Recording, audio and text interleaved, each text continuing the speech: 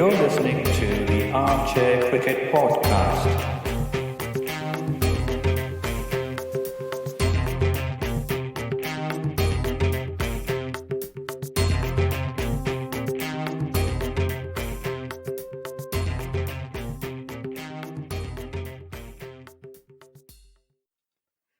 Hello, everyone.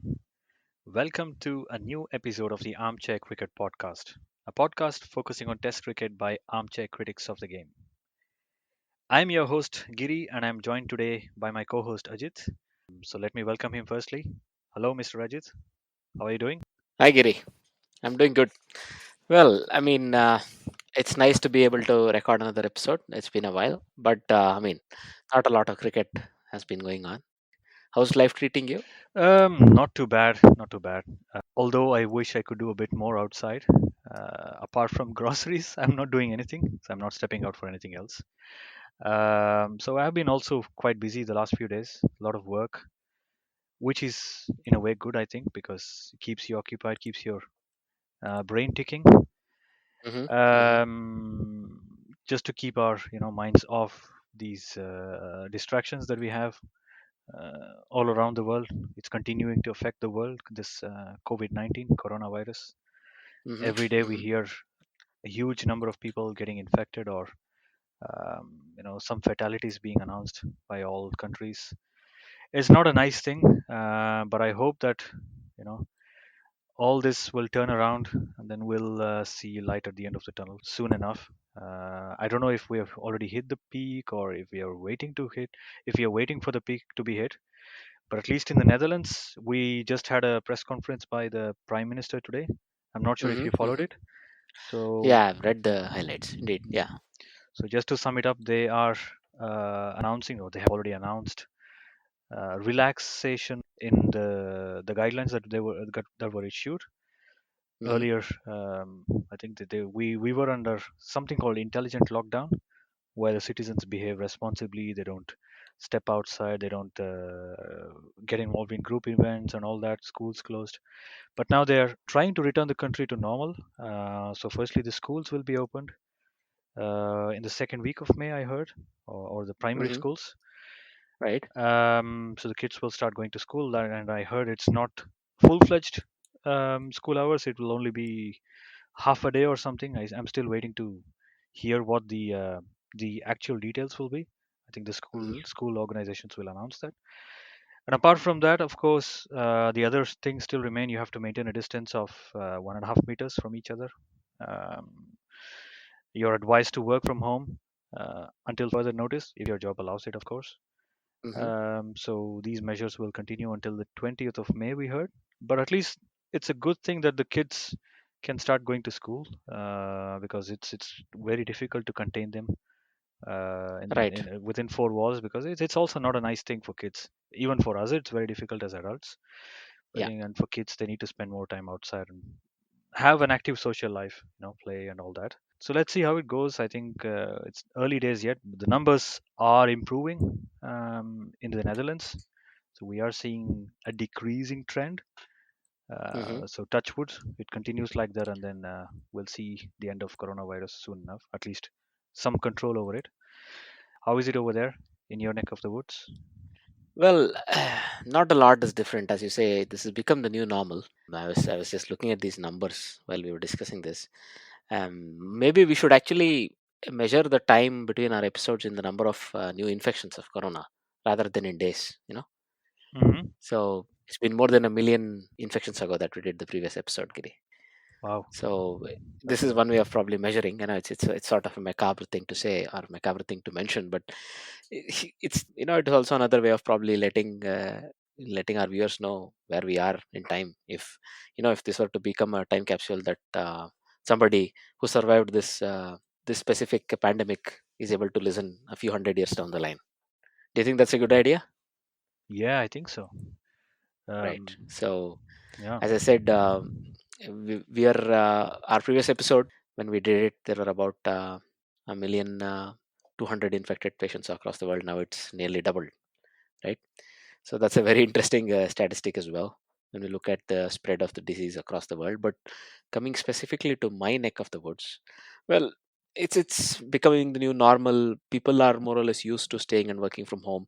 We don't see any willful breaking of the, as you say, the intelligent lockdown that the government has actually, asked us all to follow.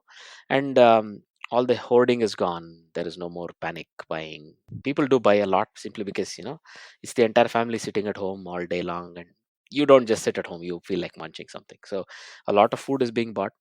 uh, I also read some interesting statistic, Giri. I don't know if you have experienced any of it personally. So, apparently, the alcohol consumption worldwide has seen an increase from last March to this March, and at least in certain regions of the world, there is a drastic, marked increase in alcohol consumption. Did you also notice this at all?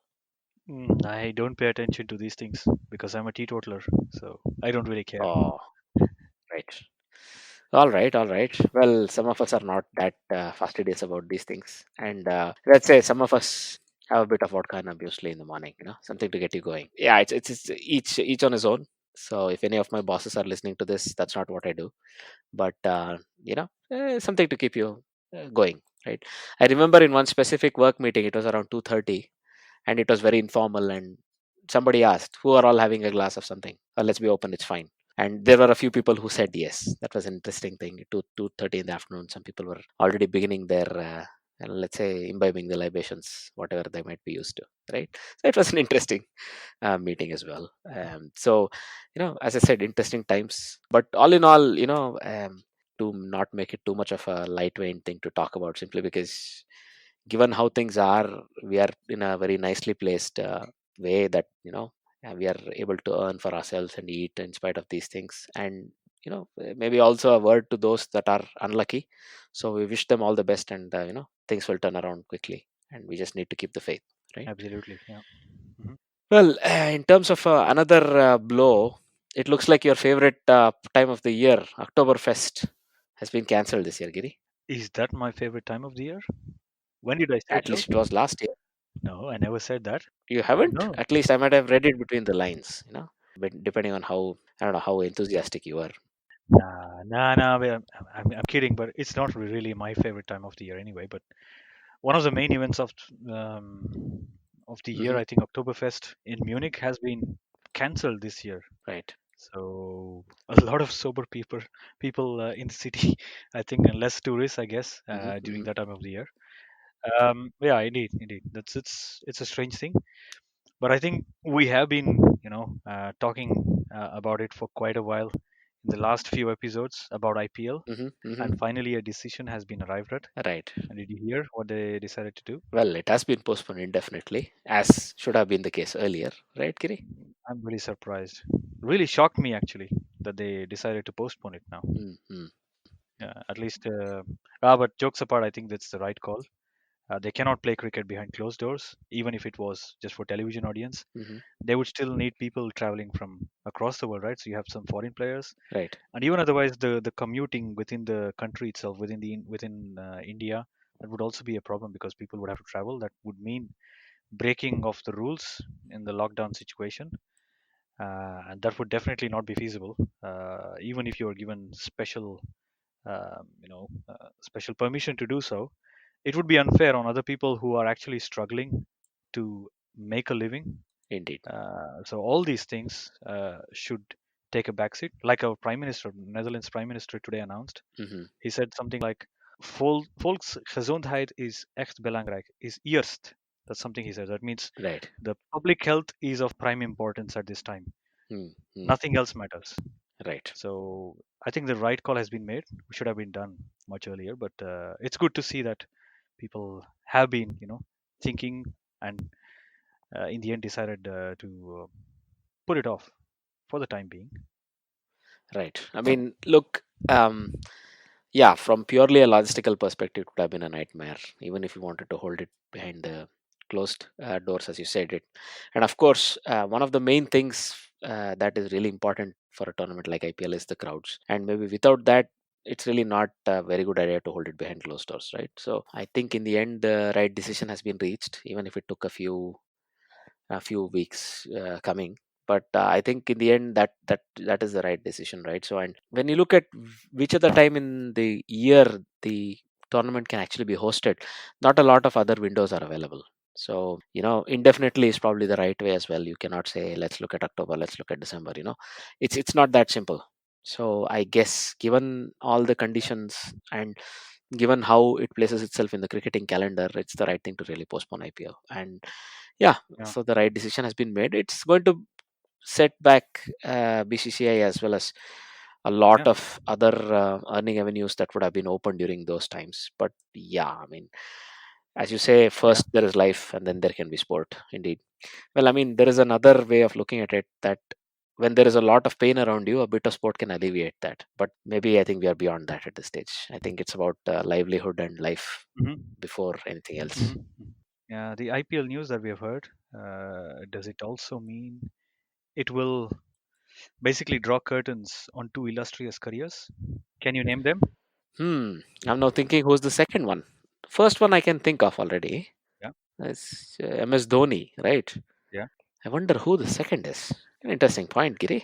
Who was planning to make a comeback into T20 internationals, or who was probably on the verge of making a comeback, if you were to believe the team's coach, Mark Boucher. Ah, you're talking of AB de Villiers. Yeah. This would be his last chance, right? Or how old is he now? Yeah, he's 36, I think. 36. Yeah, but the window will be missed, right? So if the T20 World Cup Hmm. goes on in Hmm. October like it's been planned, Hmm. and there is no IPL until then, would he have enough practice time before that? This will also depend on the other T20 leagues that have been planned between the IPL and the World Cup, right? So there is I think England has both the T20 Blast and the 100. Yeah. And from what I've heard, one of those two will go on. It starts late enough in the summer that they can somehow pull it off sometime in July, Right. right? So he might still get a chance to prove himself, but it's definitely putting a bit more Hmm. pressure on him when it comes to AB de Villiers. But when it comes to MS Dhoni, you're absolutely right. Given that BCCI does not permit its players to go play in the other leagues, his career may very well be over. You're absolutely right. So, I mean, look, to be frank with you, there was a lot of conflicting messages around his career and his availability for the Indian team in the last October, November onwards. But there was once or twice I heard a couple of things. I think MSK Prasad, who was the chief selector, then said, "You know what? We have made a decision on this. He's not going to play," or something to that effect. And also, he said another thing. He has communicated to the people that need to know very clearly what is in his mind. I have a feeling this decision was arrived at already Okay. previously. So the rest is just a bit of hemming and hawing, and the let's say the fans not being able to Hmm. accept it, or maybe some people in the team may still want him to play. Like I've heard Ravi Shastri give a couple of interesting and conflicting statements. So I don't know about that, but all in all, I somehow think his career was already finished and he knew it, and those that needed to know it were already made aware of this. Yeah, I think so. I mean, but on the bright side, it gives us a lot of fuel to talk, deal with. So we can talk about this for days together Hmm. in every episode, Right. inevitably, Uh huh. Uh until huh. we keep talking about IPL and T20 World Cup. I think his name will keep popping up.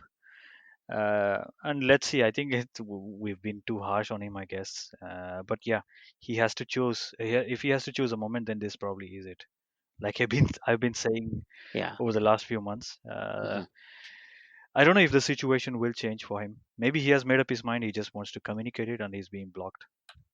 But Saurav Ganguly interestingly Hmm. said Hmm. a few weeks ago, or maybe even during probably the beginning of the year, he said something like there is absolute clarity about the MS Dhoni situation.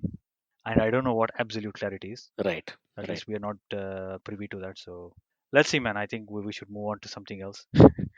Talk too much about Dhoni. Hmm. Hmm.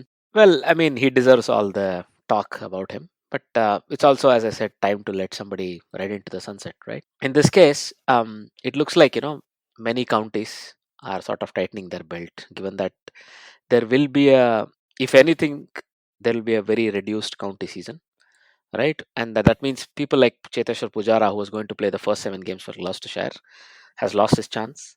So he's not the only one. There are plenty, like Michael Naser's contract with Surrey will probably be have to be postponed.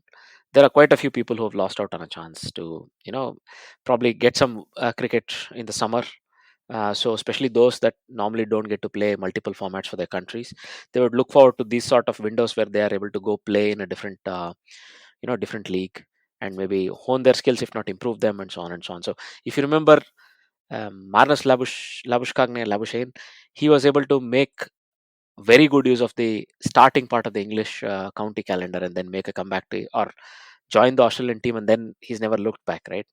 So in some cases, careers are made that way. So we don't know who has missed out in this specific case, or who has missed out on a comeback, but there'll definitely be some cascading effect on cricketers' careers, just like how we discussed what happened with MS Dhoni or AB de Villiers. There'd be other cricketers who've not retired or who are not on the verge of retirement who would still face such a impact, right, Giri? Yeah, it would be their last chance saloon for some of them at least. Yeah. Look, it's not just the county season, right? So even international tournaments or cricket tournaments or cricket series have been postponed. So for example, there's Bangladesh Australia series that has been postponed. This was set to happen in June. This has been Hmm. postponed, right? Also, when you look at the number of matches that some team like Zimbabwe has lost out, it's a big deal, right? Because they had quite a lot of fixtures, especially they were going to play against Bangladesh, they were going to play against Ireland, right? They were also going to tour Netherlands as well, and maybe play a few matches here. So that means quite a lot of cricket has been lost for somebody like Bangladesh, and as well as Zimbabwe. That means it's not a nice thing. So especially for a up and coming country, or a country that's been struggling to meet the international standards, that would be a big blow. So sometimes, as you say, cricket careers may end, but also some teams may struggle to come out of this. Even well established cricketers like Babar Azam were saying the same thing. I don't know how it will be once I come out. Maybe I'm expecting I'll be a bit rusty. The basic skills will be there, but then even cricketers, established cricketers, are a bit worried how they're going to keep up with the Yeah. gap in the cricketing calendar. This is unexpected. It's nice. Spending time with family is a positive, but there are negatives, right, Giri?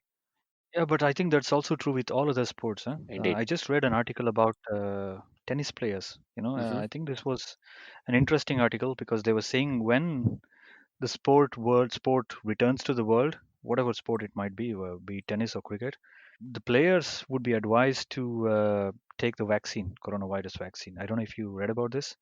Apparently, Novak Djokovic, one of the leading players in the men's arena, Hmm. he's against taking vaccines for any kind for that matter. Ah, And interesting. he said that he's apparently said that without the vaccine he may not be allowed to play, Aha. and he would probably have to take a tough call. He's a firm believer in not taking any kind of vaccination or even inoculation. I think maybe he was not vaccinated even as a kid. Hmm. Hmm. So he's been probably brought up in that way. I might be wrong, but this is at least the gist of what I read. Hmm. So we have to see how the world will come back, the sport world. It's very strange. Yeah, and I think the vaccine itself will not be ready for at least until the beginning of next year, because I read that they need nearly a year to develop an effective um, vaccine or antidote, whatever it is. Indeed. So yeah, I mean, every sports person will have difficulty in getting back to the arena again, and then going back to their previous best. Hmm. Hmm. So it's good that they can rest their bodies, but it's they would also be itching to go. Real professional Right. cricketers or sports people, I think they would really like to come back as soon as possible, and all of us as well. So all us true cricket fans would also like to see cricket back out there. But yeah, not at the cost of lives, not at the cost of human lives. No. Agreed. Agreed. Yeah, but interesting point you brought up about vaccination. I mean, probably I should park it because I have some interesting thoughts about it myself. But going forward, Zafar Sarfraz, a former Pakistan first class cricketer, is reported as the first casualty from the cricketing world, or those that were associated with cricket, apart from the Lancashire chairman that we spoke about in the last episode, right? So he's lost his life. He was 50, and COVID-19 has claimed a cricketer, right? So we offer sympathies, and we also offer condolences to his family and friends. May his soul rest in peace. So also, when you look at it, cricketers are able to do a bit for COVID-19 victims. For example, Rahul is putting up his 2019 World Cup bat for auction. you know. And Mushfiqur Rahim is putting up for auction the bat that he used to score double hundred in 2013 versus Sri Lanka in Galle. Mhm. So this is one of the things that's very interesting, because Josh Butler also raised 65,000 pounds, more than 65,000 pounds, by auctioning off his World Cup jersey for the same cause. So this is a very nice gesture by cricketers. So cricketers are also looked up to as people in the society who are looked up on as positive role models. So this is a Mhm. very nice gesture from many cricketers around the world. So we would like to Yeah, say thank you to these cricketers, and maybe yeah, more people can learn and more people can follow their example. Giri.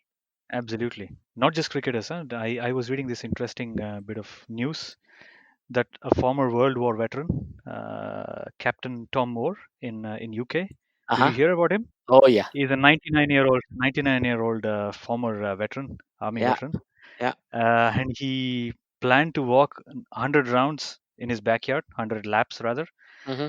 before his 100th birthday, which is I think quite soon. In a few days, he will be celebrating his 100th birthday. Right. And with 100 laps, he planned to raise something in the region of 1,000 or 1,500 pounds. Yep. But it became so famous and so viral, this initiative, Uh-huh. that everybody started pouring in their money, and they helped grow this kitty to help people who are working in the NHS, and also to help people who are suffering from coronavirus. Right. And he has at this moment raised, I think, more than, I think, 15 million pounds or something. Can Indeed. you imagine that? I can totally imagine that. It's more like a feel good story. These are the real feel good stories to come out of these trying times. Let me put it like that, Giri. Absolutely. A 99-year-old, this is definitely something he'll be remembered by, no matter when his time comes, right? Long may us all hope that he goes on. But, well played, sir. 99 not out. On the verge of hundreds. He will soon complete his century as well. So he's still fit as a fiddle. I saw a small video of him walking around. He needs some support to walk around, but he's still independent. Indeed. Very energetic. Wow. It's a Yeah. real inspirational story, Giri. Thanks for narrating it on the podcast episode. I hope, every one of us who's also listening to it goes out there and does our bit, right? So going forward, yeah, there have been a bunch of retro lives going on, Giri. So Mhm. the last one I really gave any attempt at following was the India versus Pakistan retro live. That was the 1996 World Cup quarterfinal that was played on Quick Info as well as simultaneously on Star Sports. Were you able to catch this match at all? Yeah, I saw it back in 1996, growing up. Ah. No, I did. I did that as well. I still remember. I think I remember that match in Hmm. great Hmm. detail. It was such a nice match. I still remember Ajay Jadeja hitting Exactly. Vakarias for a six straight down the ground, and Venkatesh Prasad dismissing Yep. Amir Sohail. That was a sight for the Indeed. gods. And I think I also may have mentioned this in one of our previous episodes. It was Javed Miandad's last match. Hmm. He scored 38 runs in that match, Mm-hmm. and he retired as a 38-year-old. So I remember that as well. But it was such an amazing match. It was electrifying atmosphere. I wasn't there in the ground, Right. although I was in close by. I was not fortunate enough to watch that match live. But I whenever I get a chance, I follow these highlights or ball by ball. In fact, this was very good. I also happened to catch another match Hmm. between India and Pakistan from 2011 World Cup. Hmm. Mohali, I think it was played at Mohali. I also watched that, Ah, and there was also a replay of 2003, World Cup the match. match between World Cup match Wow. in South Africa. Right. You remember? I think Sachin Tendulkar got out in the 90s. Yeah, yeah. I Uh, think he attacked uh, Shoaib Akhtar's very first Shoaib Akhtar, over, and yeah, that's also a classic. the uppercut for a six. Oh yeah. Yeah, yeah. So I remember that, and then I think a couple of days ago I watched a retro live of India against England Hmm. from the 2011 World Cup. It was a tied match. Ah, wow. Do you remember? Yes, yes, yes. Andrew Strauss almost won it for them, and then England lost their way towards the end. Yeah, yeah, it was 100, right? He scored 100, I remember. 150 odd. Also, was it not in Bangalore? Yes, it was in Bangalore, and the then Chief Minister, Mr. Yadurappa, was there Hmm. Hmm. to present the Man of the Match trophy. I remember that. So it was a fantastic match. All these matches were very good. Wait. Wasn't he Eddie Urappa then? Now he's Eddie Urappa, isn't it? There's been some change to the spelling, if Um, I'm not wrong. I think I think his name remains the same. Ah, If you talk about the native language Kannada yeah, that we all speak, yeah. there it's still Yadurappa, and in English, for some reason, Yeah, he's made it very complex for us to comprehend.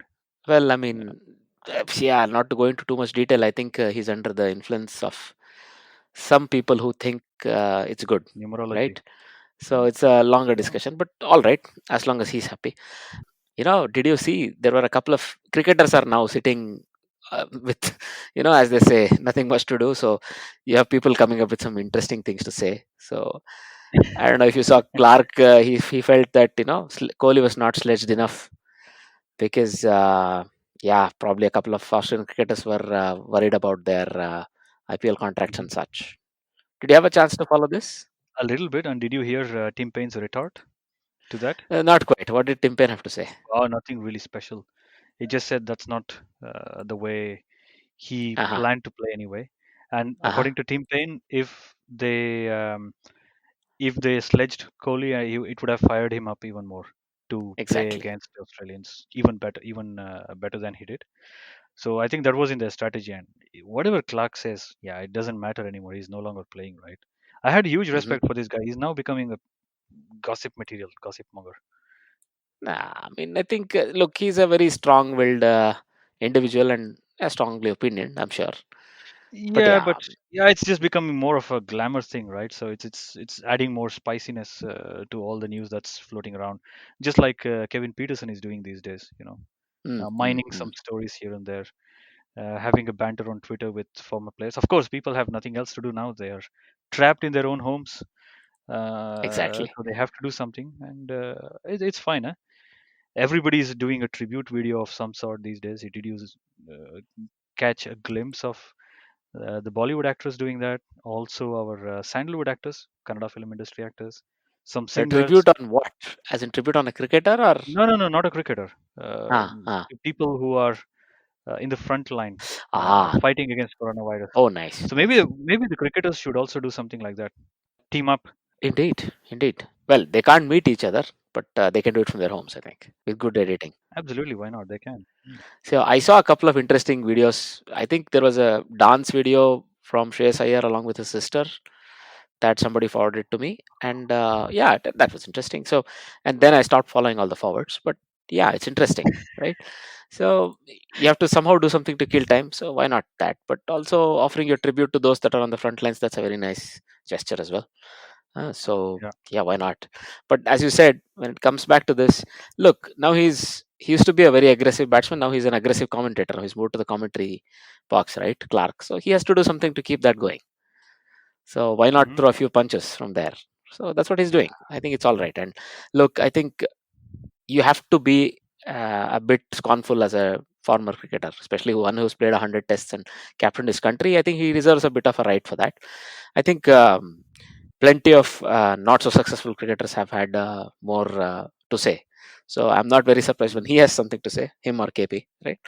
Both are former captains of their country as well as playing 100 tests. But all right, I mean, that doesn't make them any more special, but well, at least in their own eyes, probably it does. So I can imagine they can come up Yeah. with a few things to say, right? You're, you're talking about Australia and cricket. There is another big news. Did you hear? I've heard a few. Doing rounds. Doing rounds on social media. This is the next big thing. Tell me, David Warner gave himself a haircut. himself a haircut. Wow. Yeah. All right. Yeah. Did you see that? I think. Nah, it's. I'm just joking, but that is actually true. No, I can imagine. So people, We know it doesn't, because you can't go to a barber anymore of course. until the restrictions are in place. Hmm, So people are forced to do hmm, things. hmm. And there was another similar news. I think Mr. Virat Kohli, his wife, Yeah, what's her name? Anushka Sharma, Anushka Sharma. the actress. Apparently, she gave him a haircut. So there's a lot of news about haircut these days. Well, I wonder if she would cut my hair as well, but maybe I have to go a few kilometers to get my hair cut, so I'll skip that. But look, yeah, I don't know if my roommates will want to cut my hair. It's worth asking. But all right, I might lose a few roommates. Maybe it's not worth asking. All in all, yeah, I need a haircut too. So I'm considering some celebrity hairdressers that I might want to. I'm making a short list already. So I'll make sure to Yeah, add yeah. the actress Anushka Sharma also on it. Thanks for bringing this up. Right. You're welcome. Virat Kohli, you said, we keep forgetting how much of an impact he's had on the cricketing world with his achievements as well as with his, with his attitude and everything. So, you know, for 3 years in a row, Virat Kohli was the leading cricketer in the world as per the Wisden magazine, and for the first time in 3 years he's been dethroned, and now Ben Stokes, and Ellis Perry have been named as the Wisden's leading cricketers of this year. Hmm. Giri. So Hmm. as we were speaking off air, it's absolutely right that for all the achievements that he was able to do last year, Stokes being Hmm. recognized was sort of due. Giri, don't you Yeah, think? absolutely. Starting from that incident Hmm. at a nightclub, Right. right? So he has, if there was any doubt, he has absolutely redeemed himself, Hmm. Hmm. and he has won my heart because I thought he was a brash guy. He was no good at. I mean, he had a lot of talent, of course, Hmm. but he didn't have the right stuff between the ears, Hmm. as they say. But I think he came back so strong. He came back so strong. He won them the World Cup, Hmm. and then he won them the Test match at Headingley. Even better than the World Cup, I think. For me, that Test match at Headingley was probably the pinnacle of his career, but also one of the things that we will all remember Indeed. for years to come, for decades to come. So he gave us those memories. Yeah, he has given us those memories, so he deserves to win it. I think, absolutely, hand over fist. He is the best guy at the moment, It was a really special innings. and well done to Wisden for electing him as the cricketer of the year. So. Indeed. Well, when it comes to the women's cricket, again, there are no surprises that Elisa Perry has been recognized for all her Mhm. amazing achievements over the years, and especially in the year 2019, 2020. So Mhm. really well done her. So again, a very deserving, especially her achievements in the Ashes of 2019. I think it was fantastic. So Mhm. all in all, both of them deserve it very thoroughly. Mhm. So Mhm. going further, well, some more news about AB de Villiers, but again, it's about him being unsure about a World T20 comeback. The coach of the South African men's team, Mark Boucher, says probably there's a room, or there's a space in the 11 for AB de Villiers, but AB de Villiers himself is unsure. And based on our earlier discussions, we don't know if Mhm. maybe the train has passed him by because of the number of, let's say, chances he will get to show whether Mhm. that he still has the stuff, right? Mhm. We'll see how that goes. Really, it's a bit of, yeah, yes no sort of a thing, and probably it'll be decided in the couple of months leading up to the World Cup. So I'm going to wait on that. At least I'm going to look to wait to reserve my judgment until then, Giri. Yeah, let's wait. We have nothing else to do. Indeed. So in other interesting news, Indian women's team have qualified for the T20 World Cup in 2021, right? And we are really hoping it'll go through. So in this case, they have qualified based on the points that they've earned from a series that's been split in terms of points against Pakistan. So this was Mhm. supposed to happen in 2019, late 2019, and because of the ongoing conditions, the Indian women's team could not tour Pakistan for a T20 series, and as a result, the points have been split. So the Indian women's team have qualified. So interestingly, in the previous such occasion in 2016, um, they had, at least ICC technical committee had decided to give away all the points to Pakistan. But in this case, there are some other, let's say, mitigating circumstances they cite. So points have been split. So an interesting way, but congrats to the Indian women's team who made it to the T20 World Cup as well as the fourth ranked team. Right. In another interesting news, yeah, star of our episodes, Umar Akmal is found himself in the news yet again. We knew this was coming. So, if you remember, he was pulled out of the PSL, this year's PSL, because of some alleged, match and spot fixing allegations against him. So, in this case, he had decided to opt against contesting the charges. So, he skipped contesting them. So, he's now waiting on the sentencing, and looks like the sentencing will happen on 27th April in Lahore's Gaddafi Stadium, where there are also offices. So, he's basically thrown himself at the mercy of the people, the chairman of the disciplinary committee, and we hope Mhm. he might get a slightly lenient sentence. And so, from what we can read, he might lose anywhere between 6 months of his career to a whole life ban. So, we really don't know what is coming. So, there were, two unrelated incidents on March 20th. Basically, it's about failing to disclose to the PCB about any approaches that were made. He himself did not do anything with respect to fixing, or uh, you know but he did not report approaches. Those are equally serious things indeed. So let's see how that goes, because they have they have such a precedent only a couple of years ago where Nasir Jamshed's case was also adjudicated, and there was some leniency shown. So let's see how it goes. Moving further, so let's look at the trivia section. So the trivia question from the previous episode was, what were we talking about? So we gave this sequence, so left pad, right pad, box, one tap in the middle, and so on. And if you are a cricketing fan, you probably immediately recognize it. And there was one cricketing fan who actually came up with the answer to the question, right, Giri? So what is the answer to the question again? I actually picked this up Hmm. when I was watching my favorite series on Amazon, Of The course. Test. I hope Ah, you had a chance to watch this. Did you? well, unfortunately not. I'm still Okay. able to not overcome my diet of science fiction as well as Uh, my hatred of okay. reality TV. It's both the three of things. But well, I'm going to try, right? I'm going to try. Yeah, but mhm, So, but keep trying. I'm going to try. Let's see, by next episode, at least I'll try to see if I can catch up with one or two episodes of the test. Okay. But the Yeah. on Twitter we have Jogendra Singh Shekhawat, who's given us the right answer. At least he's pointed in the right direction. He says it's Steve Smith, and I think when he says Steve Smith, I think it's obvious. It's the let's say he's hinting at the right thing. So congrats to Jogendra Singh Shekhawat, and thanks a lot for taking time to give us an answer to our trivia question. So we hope you do continue to listen to all our episodes. So him and all our fans, any of you who are interested, please do get in touch with us for the answer. So the trivia question for this episode is, which player holds the record for the most number of pairs in test cricket? So this is a legendary player from the southern hemisphere. That's the clue we can give you, and he's fairly inept when it comes to batting. So if you these couple of things together, you know what's the answer to the question. So good luck with that, and do get in touch with us if you want to give us the answer. You could, as Mr. Jogendra Singh Shekhawat did here, you could get in touch via Twitter, or leave it on the Facebook page, or you could leave it as a comment on any of the podcasting apps you use, or on YouTube, right? Or if you want to also let us know how we're doing, or any of your thoughts, please do let us know. For example, we recently did an episode with All the Balls podcast, or led by All the Balls podcast, where it was called a mega pod, where more than 5 or 6 cricketing podcasters got together and we had an hour's uninterrupted and uninhibited chat about cricket. So we are looking to do more of these, so I hope you guys do stay tuned in, right? So having said all that, it's a goodbye from me. And it's a goodbye from him. Bye bye.